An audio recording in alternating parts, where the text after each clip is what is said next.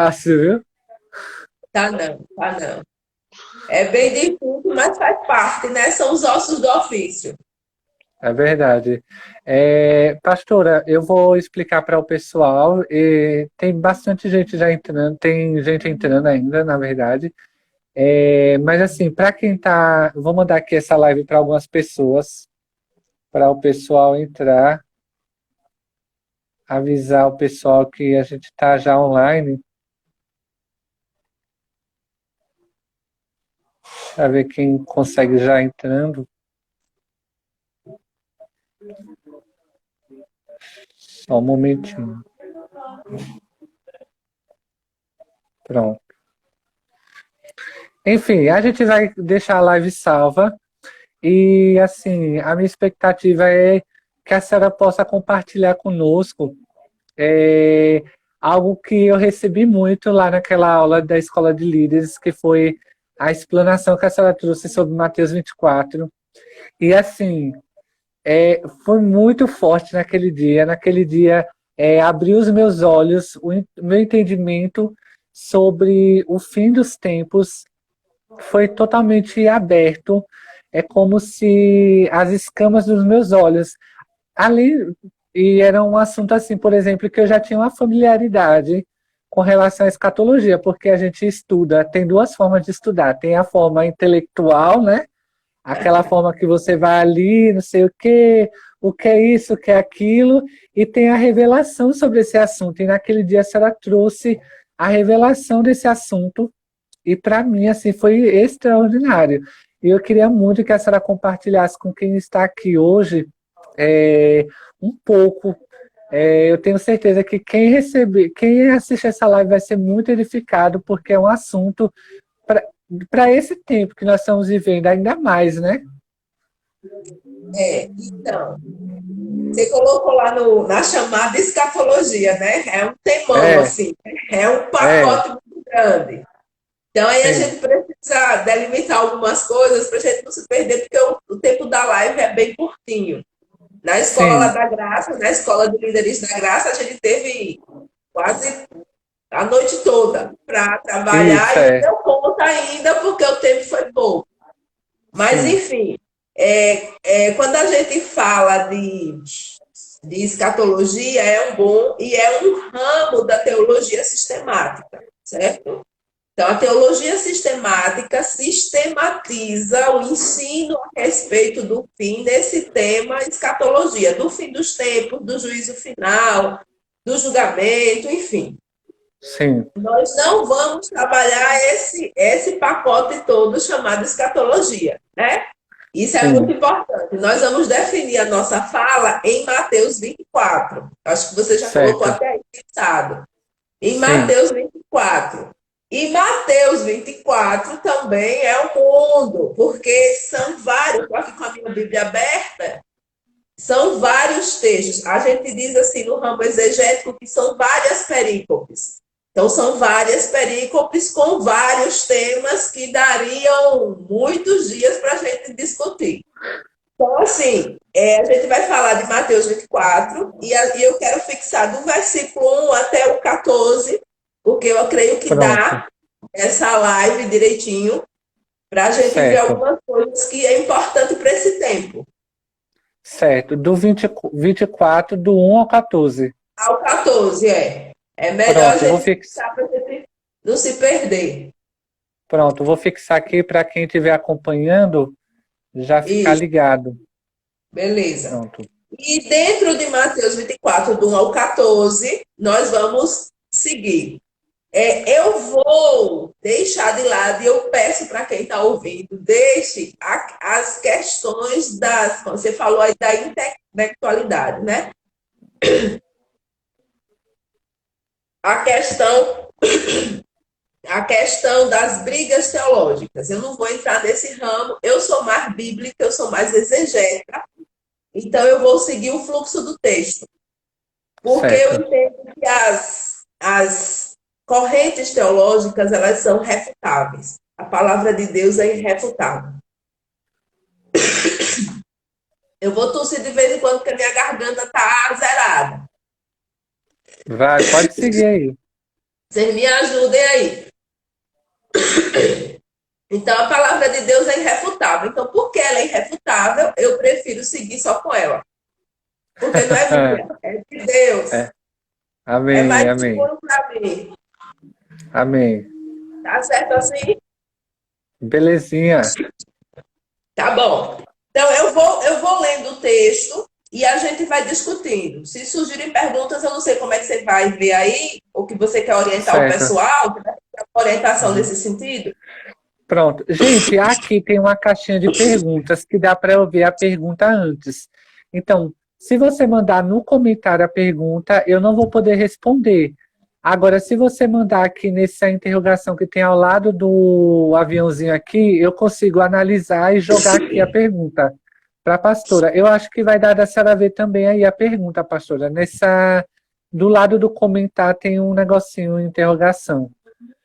Mas assim, vamos seguir. Se tiver Você pergunta, resolve o problema das perguntas e depois me eu repassa. resolvo. Eu sou Pronto, péssima desse negócio da fonologia, viu? pronto, beleza. Então a gente vai seguir, certo? Então Certo, eu vou começar do 1 e vou até o 14, mas vou pausando o texto e falando. Então, se vocês querem acompanhar, fiquem com a Bíblia aberta. Lembrando beleza. que todo o meu comentário vai ser pelo viés bíblico e pelo viés teológico, ou exegético, certo? Não sistemático, da teologia sistemática. Beleza. Os teólogos sistemáticos me perdoem. Olha, eu era um teólogo sistemático, viu? Depois que eu assisti uma aula da pastora de Maia, eu saí desse negócio de sistematizar. Mas E não eu, tem problema, não, pode ficar. Eu até gosto porque a gente discute depois, é, né? é Então, enfim, verdade. vamos lá começar.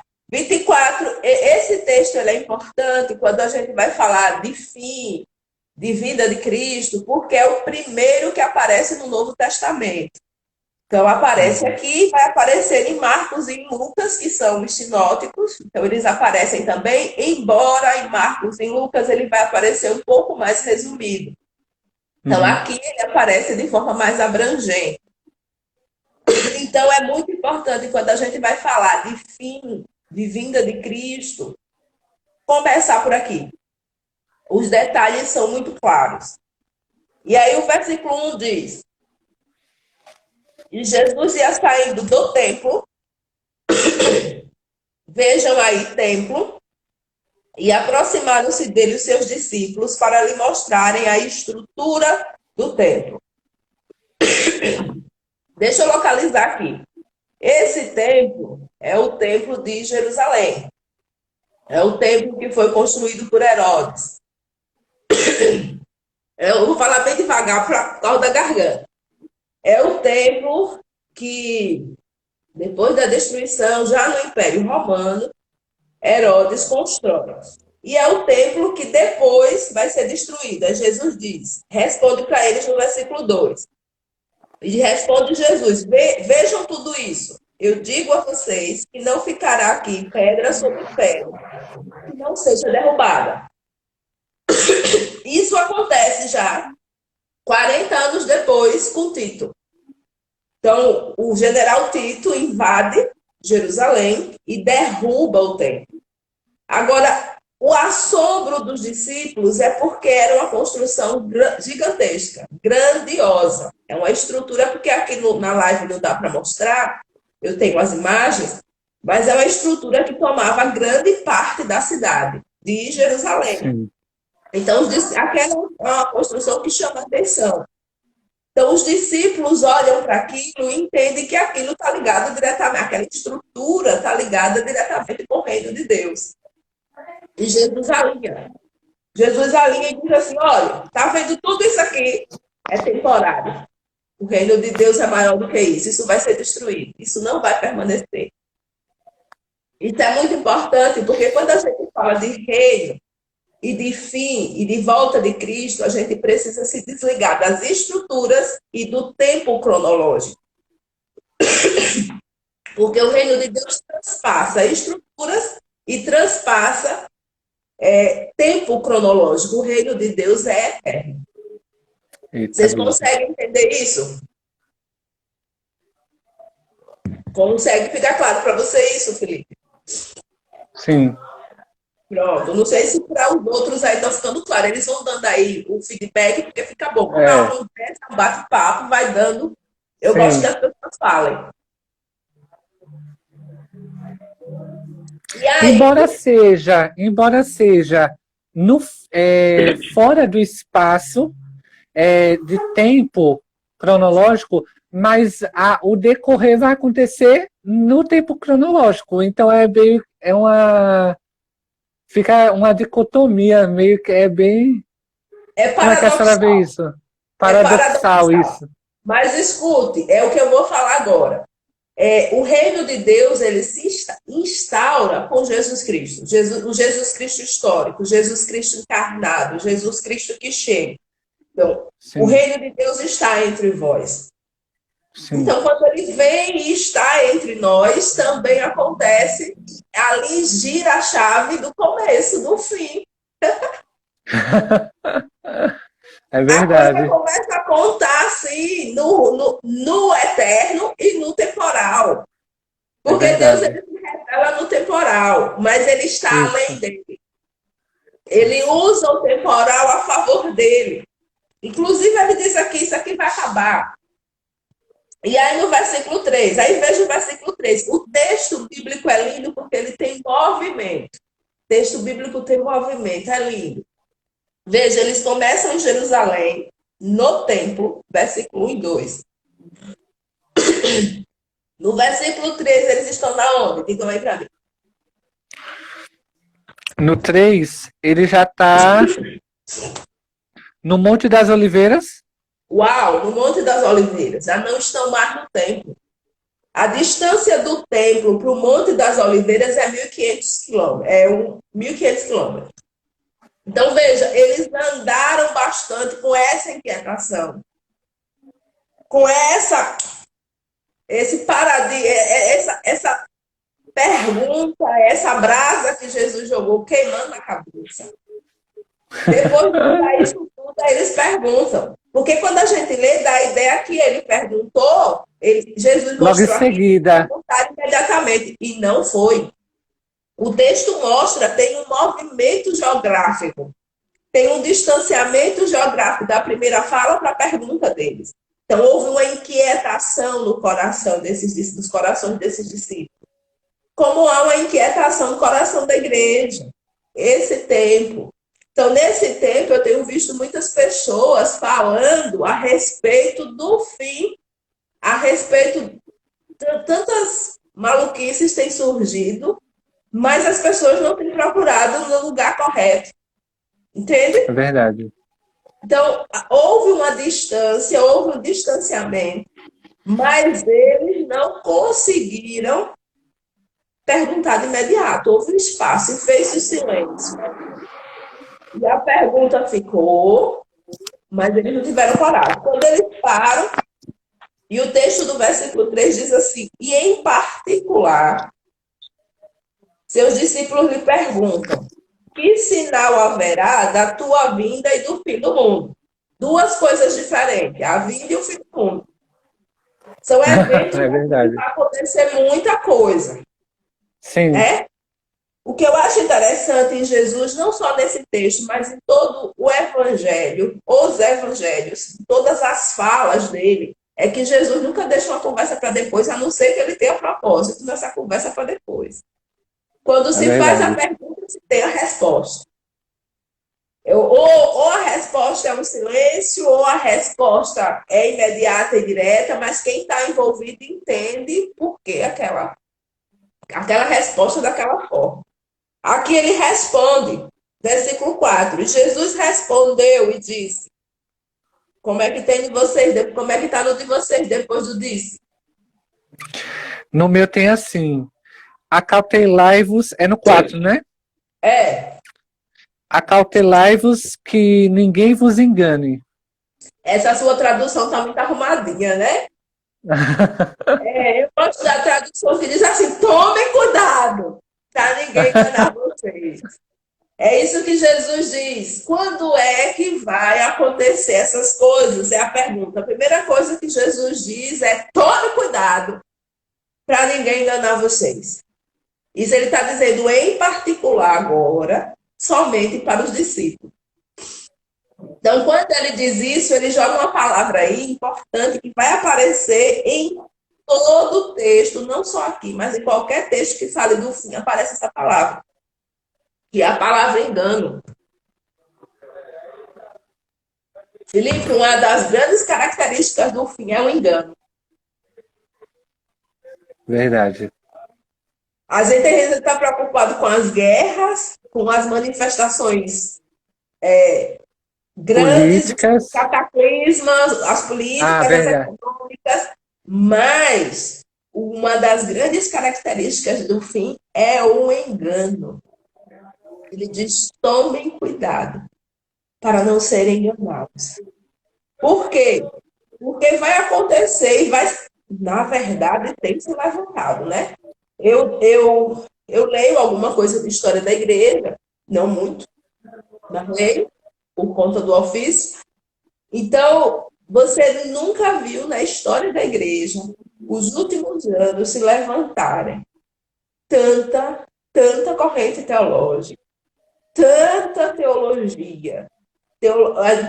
Já se fala da teologia das teologias. As pessoas brigando para ver quem é o teólogo mais eloquente. Do século. É o teólogo, o cara, né? Então, quem tem mais conhecimento, é o que você falou agora há pouco, a intelectualização. Agora mesmo, né, a gente está nesse período de confinamento e a igreja espalhada nas casas, ela assiste e celebra online. Então, hoje a gente tem, eu já fiz esse trabalho um pouquinho esses dias, parei só para fazer isso. O que tem de live com ensino enganoso, misturam a Bíblia com tudo que é de conceito e pregam, misturam a Bíblia com gnosticismo, misturam a Bíblia com hinduísmo, misturam a Bíblia com tanta coisa que não é Bíblia, que não é evangelho, e pregam como se fosse o evangelho. E as pessoas dizem amém, os crentes dizem amém, os cristãos dizem amém. Não é nada do que Cristo ensinou. Enganando a muitos. Então, o princípio importante é a gente estar alerta para não ser enganado. É a gente ter um discernimento espiritual, um conhecimento real da Bíblia. Não de livros. Eu gosto de ler e indico livros para as pessoas lerem. De Ô, pastora, estão falando. Estão falando aqui que eu sou um desses. Oi? Estão falando aqui que eu sou um desses, olha. Eu não sei, né? Eu não posso. Tem que fazer um estudo mais acurado da sua pessoa. Tá repreendido. Mas, ler é bom, gente. Ler é bom. Ler não é ruim. Eu gosto de ler e eu indico agora li um bocado de livro esse tempo. Mas escute, quando se fala de Cristo, da volta de Cristo, o livro é a Bíblia. É verdade. O livro é a Bíblia. Então é onde a gente vai pautar e onde a gente vai se posicionar sem criar nenhuma histeria, nenhum assombro ou nenhuma heresia, assustando as pessoas. Então a gente precisa ter muito cuidado. Alguém está rindo aí de você, Felipe? Desculpe, não foi minha intenção. Então ele diz, olha, tomem cuidado, versículo 4, para vocês não serem enganados. Então a palavra que vai caracterizar esse tempo é o engano. A gente precisa ter cuidado, mesmo eu preciso ter cuidado, você precisa ter cuidado. A nossa mente precisa estar blindada. Verdade. Blindada com o quê? Com a verdade. Blindada com a verdade da palavra o tempo todo. Precisa estar com a mente blindada. E aí ele diz por quê? Versículo 5. Para tomar cuidado, porque muitos virão em meu nome, dizendo eu sou o Cristo, e enganarão a muitos. De novo, ele repete a palavra, engano. Sempre que repete uma palavra no texto, está chamando a atenção. Isso é muito importante. Me repetiu ali, o autor repetiu. Tem uma chamada ali de atenção que a gente precisa olhar com cuidado. Então, nesse texto aqui acontece isso. Então, Jesus está chamando a atenção. Aí no versículo 6, o que é que ele diz? Versículo 6. Ouvireis de guerra e de rumores de guerra, vede, não vos assusteis, porque é necessário que tudo isso aconteça, mas ainda não é o fim. Então, veja, vão ouvir rumores de guerra, De guerra. mas não fi. A sua Bíblia tá. Vamos mudar de versão. Não tenham medo. Não fiquem assustados. Não fiquem assombrados. A gente não precisa ficar assombrado. O que a gente mais tem visto nesse tempo são crentes com medo, são cristãos com medo. E Verdade. Jesus diz, olha, não fique com medo. Porque vai acontecer tudo isso. Mas não é o fim. Ainda não é o fim.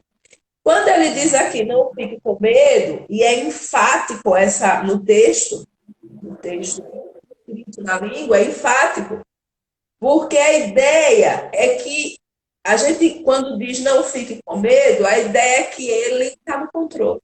Ele não perde o controle. Então, está Verdade. acontecendo muitas coisas, está acontecendo muitos eventos, estão aparecendo muitos falsos, muita fake news. Naquele tempo já tinha fake news, mas hoje também tem. Um pouquinho mais. Então, muita fake news, mas não fiquem com medo, porque eu não perdi o controle. Eu Amém. tenho o controle do desfecho dessa história. Essa história vai acabar quando ele determinar que vai acabar. E ele já determinou.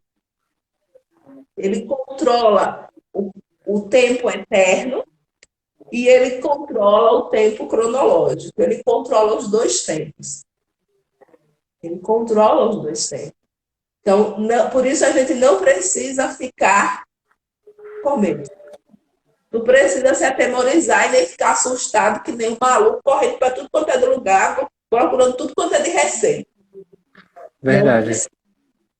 E aí no versículo, é porque cada ponto desse eu quero parar e ficar. Eu estou com um problema aqui na minha cabeça. Eu tenho já uma pergunta. Sobre o controle de Deus, essa soberania de Deus, sobre as situações. Pastora, e como eu relaciono isso com a bondade de Deus? Como eu posso olhar para as situações ruins que estão acontecendo e conseguir compreender que Deus ainda está no controle, que Deus que controla, que Deus que determina? Como é que eu posso acertar isso na minha cabeça? Ontem me fizeram essa pergunta parecida com essa, né, no outro contexto, lá numa escola bíblica que a gente tem. Ontem de manhã fizeram essa mesma pergunta, né? Na verdade, ela apareceu no meio da discussão. Sim. Que era sobre como explicar a presença de Deus, a ação de Deus no meio da pandemia, no meio de Sim. tanta gente morrendo. Deus é responsável se ele controla. Sim. Ele não foi ele que causou, ele não é o causador, né? O homem ele acaba colhendo o fruto do que ele semeou. Uhum. A humanidade acaba colhendo o fruto do que ela semeou, por exemplo. Nós vimos antes da pandemia as queimadas horrorosas, né? Final do ano passado para cá, coisa horrível. Não foi Sim. Deus que fez aquilo, né? O homem provocou aquilo, destruindo o que Deus criou. Verdade. Desde o início, que era para cuidar. Mas mesmo nessa instauração de tanto caos provocado pelo mesmo homem, ele ainda se revela com amor, com cuidado, Sim. com generosidade, com graça, direcionando com consciência, com conhecimento. Então, ele controla para que, se não fosse a ação dele, a população mundial já teria sido dizimada. Mas ele está agindo e, mesmo assim, direcionando essa história para o bem, para o desfecho planejado. É o texto Entendi. de Jeremias. Eu pensei o plano que tenho sobre os pensamentos que tenho sobre vocês, para estabelecer planos de paz e não do mal. Então, esse é o desejo dele. Mas o homem consegue. A gente, por exemplo, está nessa pandemia, né? E a gente vê algumas pessoas que estão passando necessidade e tudo, alguns grupos, né, a igreja católica, a igreja protestante, grupos assistenciais, fazendo levantamento de cesta e a gente vê pessoas indo para aquelas filas pegar as cestas para vender. É Absurdo, verdade. né? Mas mesmo assim, Deus supre a fome daqueles que verdadeiramente estão com fome. Então, Deus é o Deus que vai e direciona a população para que encontre o bem, para a paz, para a salvação, para a restauração, para cuidado, apesar do homem. É verdade. Ele tem controle, apesar do homem que é descontrolado. Quando eu falo Verdade. homem, sempre no sentido de humanidade. Eu não sei se eu Sim. me fiz entender. Então, ele segue dizendo para não termos medo, porque ainda não é o fim. Aí chega o versículo 7, e aí ele fala de levantar-se nação contra nação, reino contra reino, fome, peste, terremoto em vários lugares. Versículo 8, mas todas essas coisas ainda são o princípio das dores. Isso aqui é muito interessante, por quê? Porque eu já ouvi muita gente dizer assim,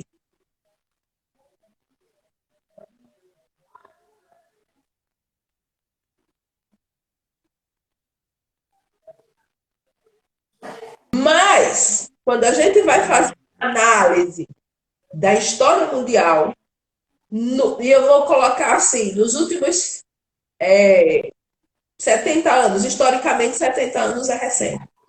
Nos Sim. últimos 70 anos, nunca se matou tanto por guerras. E aqui eu alisto guerra civil, guerra militar, guerra do tráfico.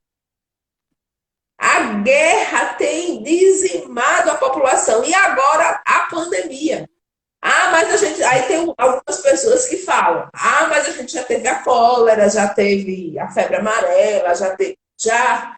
Mas nem todas essas epidemias que vieram antes, elas eram setoriais, elas eram num país, numa região, num continente. Essa epidemia, ela parou o mundo. Eu ouvi de um jornalista aposentado que estava com coronavírus, ele dizendo assim, de 50 anos de jornalismo, ele nunca tinha visto algo tal qual ele estava vendo agora. Porque ele disse que nunca nada conseguiu parar o mundo por aquele exato motivo. Está acontecendo. Nós estamos vivendo esse tempo. Então a gente precisa fazer essa análise muito grande. A guerra civil e a guerra do tráfico tem matado de forma terrível pessoas. Eu dei até um dado lá na Igreja da Graça, na Escola de Líderes, sobre o que aconteceu aqui. Então, absurdo o tanto de pessoas que morrem no Brasil com a guerra do tráfico. É mais do que o que morre na Síria, mais do que o que morre na Rússia. É um absurdo. Então, nós temos as pessoas morrendo, nós temos as pessoas sendo dizimadas. Agora mesmo, essa pandemia está dizimando, os números são alarmantes. Eu até tenho dito, lá na nossa comunidade de fé, que nós temos uma geração que está entrando na pandemia e temos outra geração que está saindo. Porque estamos marcados por esse período da história, não tem como. O nosso cérebro, nossa emoção, nosso espírito está marcado por tudo isso que está acontecendo. Então, nós estamos vivendo dias muito pontuais, muito específicos, em que, de fato, a palavra de Deus tem se cumprido poderosamente. Amém. Eu não sei se você está compreendendo a dimensão que eu estou querendo apresentar aqui. Me dê um feedback aí para eu entender e tomar água. Sim. Pastor, eu vou lhe dizer, as palavras da senhora são muito carregadas de poder. Quando a senhora vai falando aí, a senhora está falando simples, mas elas são carregadas de poder. Sempre quando a senhora fala, é muito, a senhora consegue transparecer muito para a gente isso, essa verdade, porque é algo que a senhora vive como nos últimos dias mesmo, né? Eu acho que tem gente que vive nos últimos dias achando que tá ainda, tipo, não, tá tudo bem ainda. Tá numa coluna de férias e tal. E eu quero resgatar com as pessoas que têm andado comigo esse senso, esse senso de urgência da volta de Cristo. É urgente e já está acontecendo. Já É girou, a verdade. chave já girou. Girou lá quando ele chegou e agora a gente está apalpando o Sim, cumprimento da palavra. Lá para o pessoal da comunidade, eu digo, gente, eu estou apalpando, eu sou da geração que está vivendo essa palavra. Então, eu tenho ficado amém. muito feliz, por um lado, porque eu estou vivendo aquilo que eu sempre criei da palavra, nunca Sim. duvidei que aconteceria, e sei que vou viver mais. E sei que Sim, uma coisa interessante que a senhora falou na escola de líderes, que eu lembro, é que assim, a gente olha para tudo isso e a gente fica com medo. Tipo, a gente fica, meu Deus, está acontecendo. Mas, na verdade, isso tem que acontecer. Era para, tipo assim, a gente tá.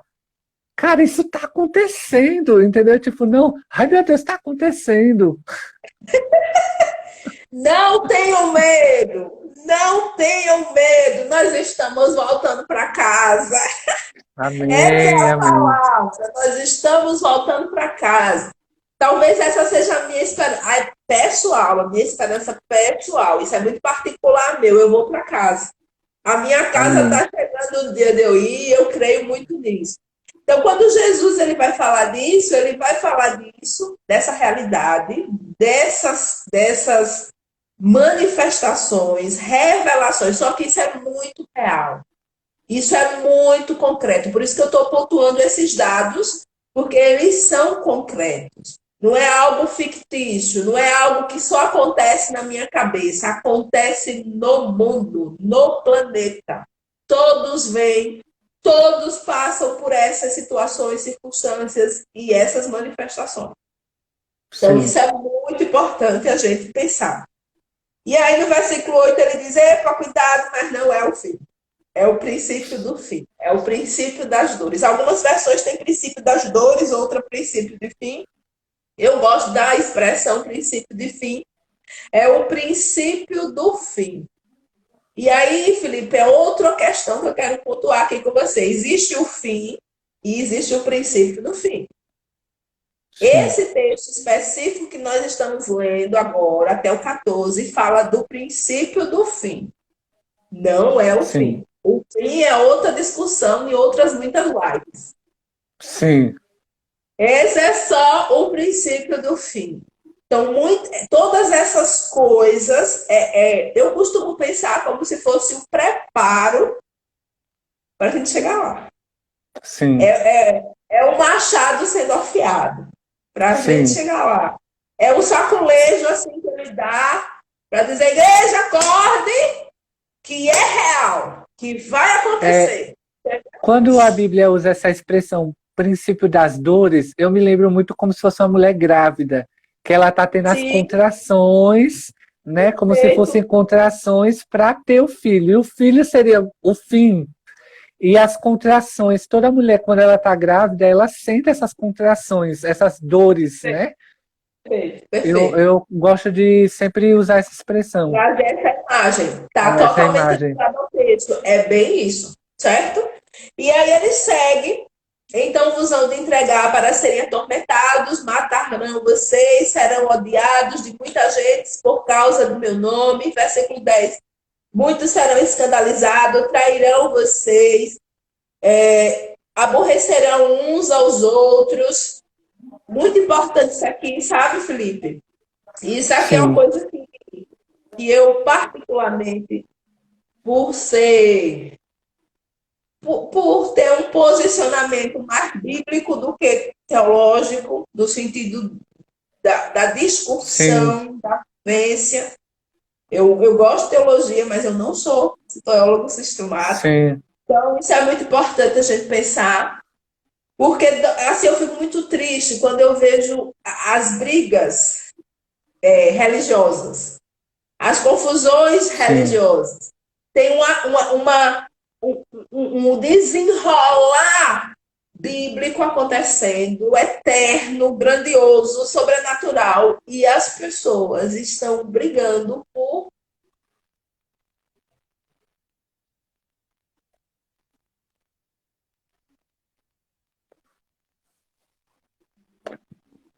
Não, agora fale novamente.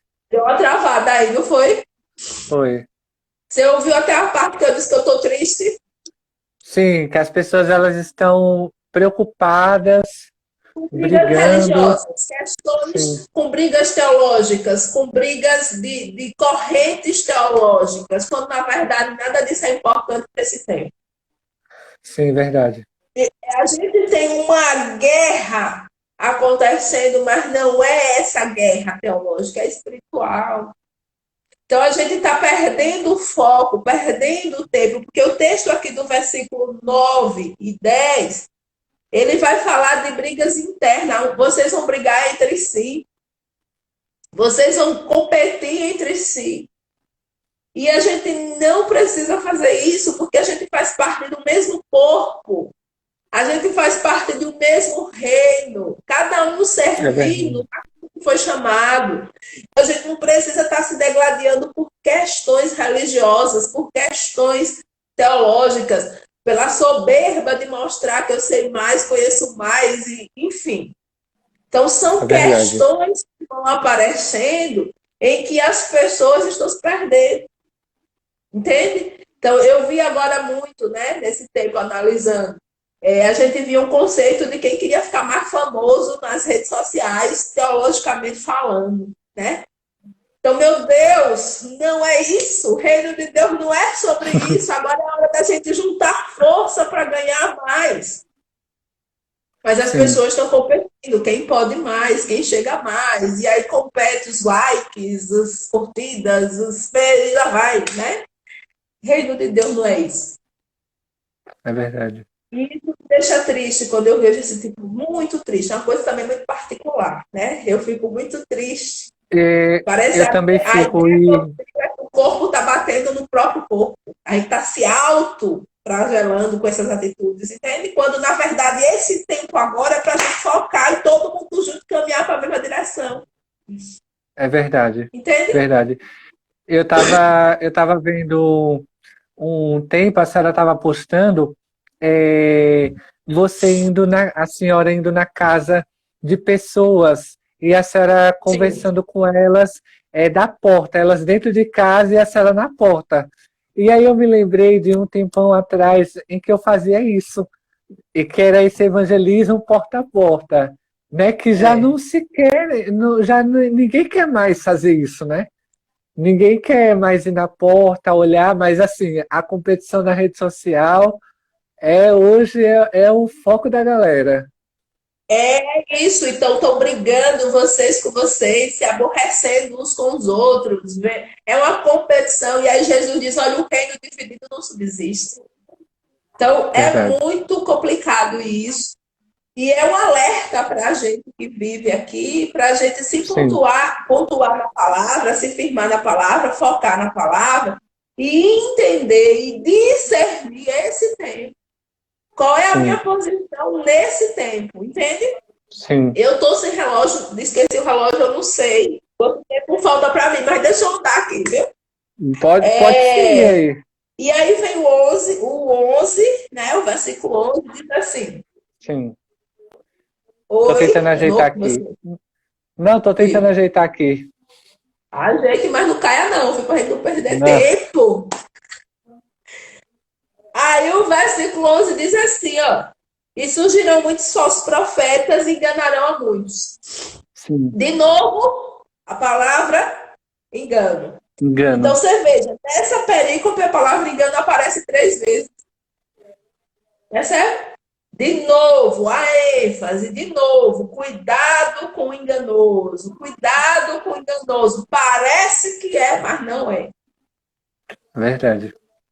Parece que é, brilha, tem poder, mas não é. Isso é E muito ele importante. chama e diz assim que eles vão chegar dizendo assim, eu sou o Cristo. Então É, me parece que essa fala de eu sou a verdade, tipo assim, Eu eu tenho, carrego, eu é, tenho a verdade, venha, né? é É isso uma mesmo. fala muito. É isso mesmo. Eu queria que desse tempo para eu falar só sobre eles em outros livros, porque tem outros livros que falam sobre eles. Mas eu não vou ter tempo, é outro dia para falar desses falsos, né? Mas eu quero frisar hoje a palavra engano. Cuidado com o engano, cuidado com a o fake news espiritual. É Cuidado, verdade. cuidado. E aí ele diz que vai se multiplicar a iniquidade e muitos vão esfriar. Eu entendo que hoje, nesse tempo, a gente tem uma igreja que está confinada, mas está aí em ativa, está produzindo, Ativa, mas a gente tem um grupo aí muito grande que está esfriando, é verdade. que está perdendo, que está enfraquecendo, porque não está focado no que é real, no que é verdadeiro da palavra. Então a gente tem um grupo aí que já começou nesse esfriamento e eu fico muito preocupada com isso. Tenho dado umas chamadas aí por onde eu ando. Gente, acorda, acorda, não é hora de esfriar, não. Tá tudo escrito, presta atenção. Mas eu tenho visto muita gente realmente esfriar por conta de perder a esperança. Inclusive, a gente fez até um texto sobre isso, sobre perder a esperança. Tem muita Sim, gente que está perdendo a esperança. Não, vai se cumprir. O final é um final bom, porque o rei vence no final. O amém, nosso amém, rei vence no final. Então é um amém. final muito bom. E aí, eu vou pular para aquele que perseverar até o fim será salvo. Salvo aqui é no sentido de não ser tragado, de não ser engolido por essas circunstâncias todas relatadas anteriormente. Então, eu não vou Sim, sucumbir a elas, eu vou sobreviver, eu vou passar, eu vou amém, vencer, eu vou amém. vencer. Por isso que o não teme aparece. Por que eu vou vencer? Sim, Porque eu estou do lado que vence. Eu sim, estou do lado que vence. A igreja está do lado que vence. As portas do inferno não prevalecerão contra a igreja. Então, a epidemia não amém, vai prevalecer contra a igreja. O sistema amém, político não vai prevalecer contra a igreja. Então, nós vamos sobreviver, seremos salvos. Vai se ir amém. até o final. Né? Se manter o É, foco até lá. E aí vem o versículo 14, que diz assim: esse evangelho do reino será pregado em todo mundo, em testemunho a toda gente, e então virá o fim. Então, a transição do princípio do fim para o fim é esse último acontecimento. Aqui é um grande problema, Felipe. Por quê? Porque eu escuto muita gente, isso pessoas no ambiente cristão, né? Eu escuto muita gente dizer assim, principalmente as agências missionárias, tá? De diversas denominações. Dizerem assim, vai demorar muito. A gente já ouviu falar um tempão da janela 1040, agora são os países pelo comunismo, vai demorar muito, vai demorar muito. Mas esse discurso não é verdadeiro, por duas coisas. Porque, primeiro, eu creio no que a palavra diz, que a palavra de Deus ela é o poder de Deus aqui na terra. amém, Então, a palavra que é o poder de Deus, ninguém detém. Não é um sistema político comunista, não é um país fechado. A palavra de Deus penetra no impenetrável. Ela amém. rompe barreiras, ela rompe. Eu creio nisso. Eu Primeiro, também. por isso que eu creio. E o segundo é porque existe, e eu não estou falando dos crentes, não, agora, é porque aqui não dá para dar todos os dados, mas eu vou dar esse. Existem dados reais de instituições que fazem esse tipo de pesquisa, que apontam com a realidade. Eu vou dizer só um e vou dizer onde vocês encontram, quem quiser pode ir lá encontrar. Tem um site, em inglês, tá, gente? Chamado Scripture Access Today. Esse site, ele acompanha essa penetração baseada nessa palavra do evangelho dos povos. Quando Jesus diz assim, E esse evangelho será prego em todo mundo, e a todas as gentes. A ideia aqui não é nação. A ideia aqui é lugares habitados. Certo? É lugares habitados. A visão do Apocalipse, do capítulo 7 é: e vi diante do trono uma multidão. Uma multidão. Eu acho lindo porque eu me vejo naquela multidão, tá? E vi diante do trono uma multidão de todo povo, tribo, língua, raça e nação. A palavra que é essa. É esse grupo. É esse grupo de pessoas. Nesse site, e é incrível, eu choro, eu me emociono toda vez que eu leio. Essa informação que eu vou dar foi a pesquisa dele de fevereiro de 2018, então bem recente. Esse site, ele diz, nós temos hoje no mundo aproximadamente 7,7 bilhões de pessoas, certo? Nesse site, todos os exegetas vão lá para esse site olhar, porque é nosso interesse. É um site ali, todo exegeta vai fazer uma citação desse site. Então, esse site, ele vai dizer que hoje, no mundo, só faltam desses 7,7 bilhões, só faltam 209 bilhões. É muito pouco. É muito pouco. Felipe, pela primeira vez, o evangelho vai ser pregado em todo mundo, em toda tribo, em todo povo, em toda nação. E outra coisa, eu estou dizendo o dado que o site faz, certo? Só que a gente não tem como controlar isso. O que é que acontece quando o Paulo chega em Roma? Paulo não evangeliza Roma.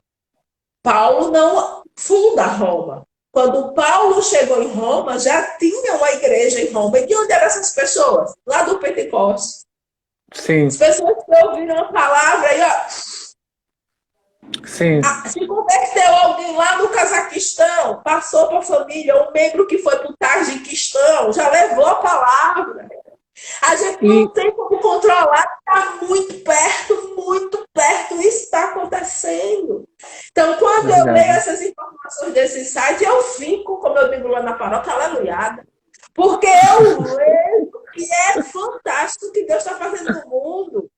Então, eu fico apaixonada pela forma como Deus faz. Mas existem alguns grupos que trazem isso de uma forma muito desacreditada. A palavra é poder, ela invade.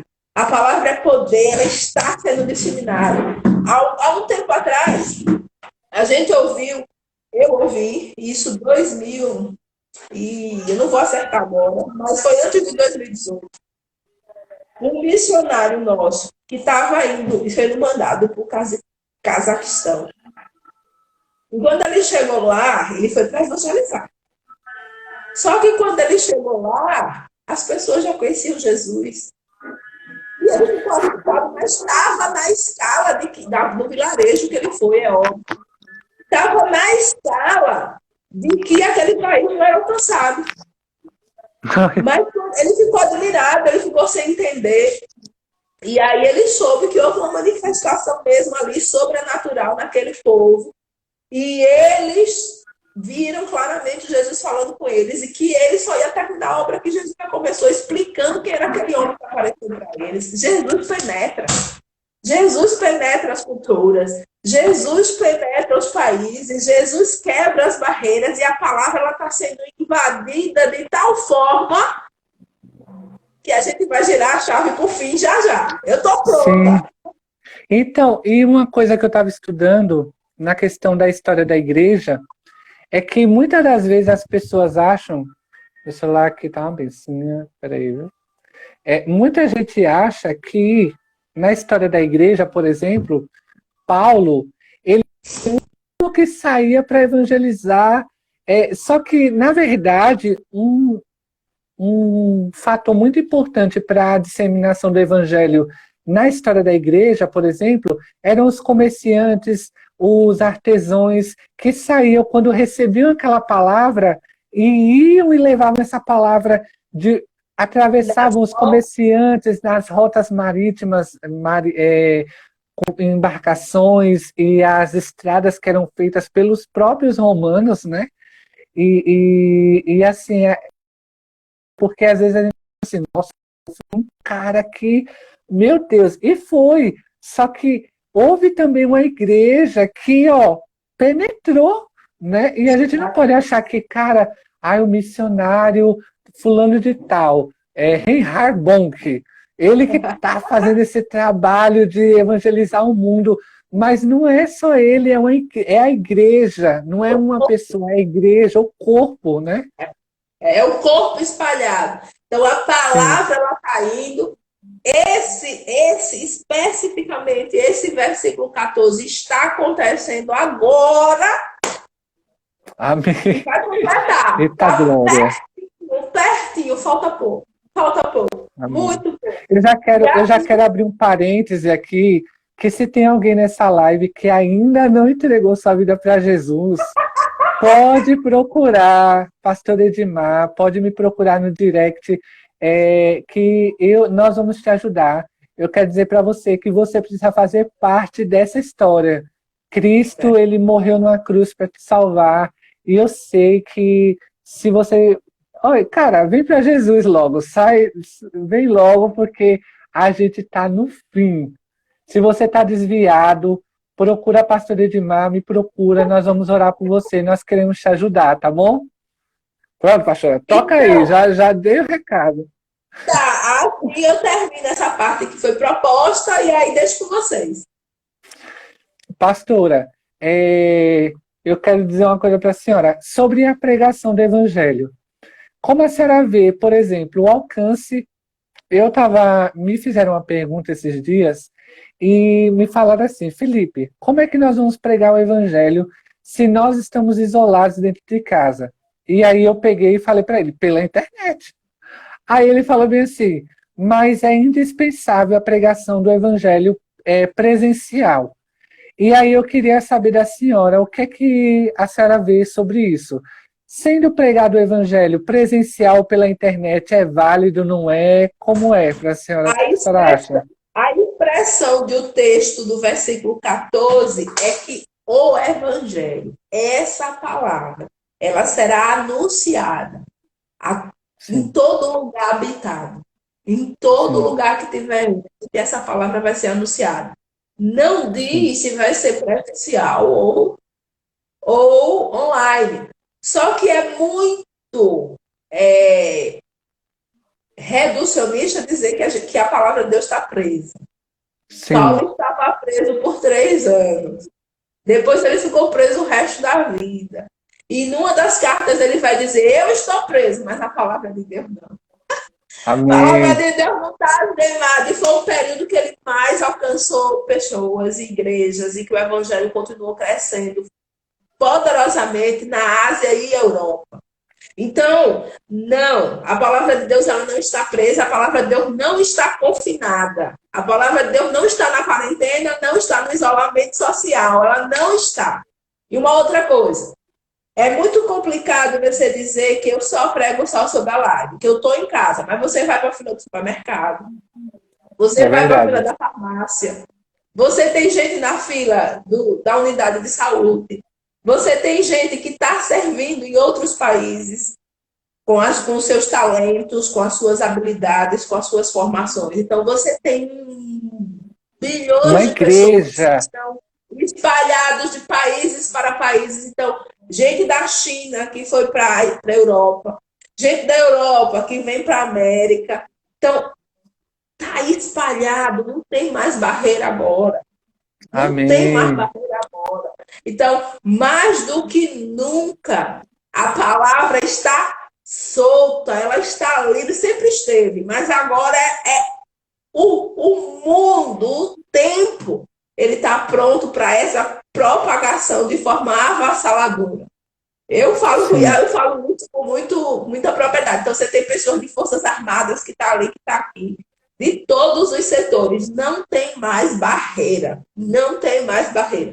Até os países mais fechados estão recebendo pessoas que precisam de ajuda. verdade.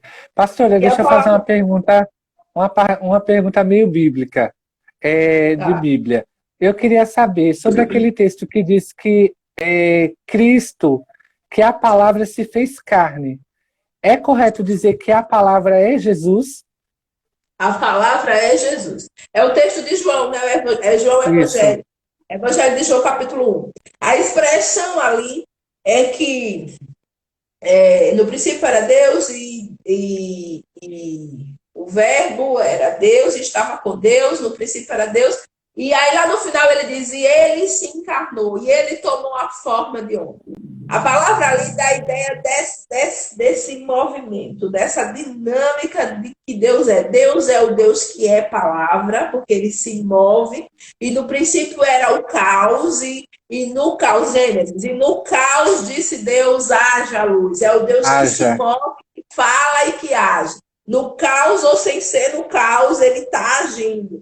Então, Sim. haja luz, faça as coisas acontecerem. Então, a mesma coisa acontece em João, só que esse vem, ali é uma linguagem própria da cultura helênica, mas aí ele vem com toda essa ideia e traz, ele se encarna, o todo soberano, o uno, inefável, ele toma a forma e ele age, porque ele é a palavra, porque ele é o poder, porque ele pode salvar, porque ele pode penetrar. É lindo o texto, Amém. ele pode penetrar. 10 segundos, Pastor Edmar, quero te dizer muito obrigado por essa live. A gente só tem 10 segundos agora, mas eu quero Eu dizer que a quero senhora é uma inspiração para mim e muito obrigado por compartilhar.